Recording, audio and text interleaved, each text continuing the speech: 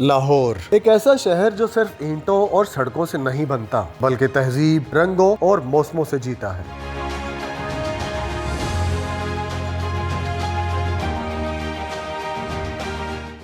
یہ شہر ہر موسم کو تہوار بنا لیتا ہے اور بہار آئے تو بات بسنت تک جا پہنچتی ہے۔ بسنت جسے کبھی لاہور کی پہچان سمجھا جاتا تھا، ایک تہوار، ایک جذبہ، ایک زرد خواب تھا۔ بسنت کی جڑیں صدیوں پرانی ہے۔ کہا جاتا ہے کہ یہ تہوار بر صغیر میں بہار کی آمد پر منایا جاتا تھا، جب سردی رخصت ہوتی اور فضا میں نئی زندگی لوٹ آتی۔ لاہور میں بسنت صرف ایک دن کا جشن نہیں تھی بلکہ ایک روایت تھی جو نسل در نسل منتقل ہوتی رہی۔ زرد رنگ خوشی اور امید کی علامت سمجھا جاتا تھا، اسی لیے بسنت کا رنگ بھی زرد ہی ٹھہرا۔ بسنت سے کئی دن پہلے ہی لاہور کا مزاج بدلنے لگتا تھا۔ بازاروں میں زرد رنگ نمایاں ہو جاتا، کپڑوں، دوپٹوں اور پگڑیوں میں بہار جھلکنے لگتی، گھروں میں صفائیاں ہوتی، چھتوں کو سجایا جاتا اور ہر طرف ایک خاموش سی خوشی پھیل جاتی۔ یہ صرف ایک تہوار کی تیاری نہیں تھی بلکہ پورا شہر ایک احساس کے لیے تیار ہوتا تھا۔ آج بسنت کی واپسی ہو گئی۔ لاہور آج ایک مختلف انداز میں جاگ رہا ہے۔ ہوا میں خنکی کے ساتھ بہار کی خوشبو شامل ہے۔ یہ عام دن نہیں،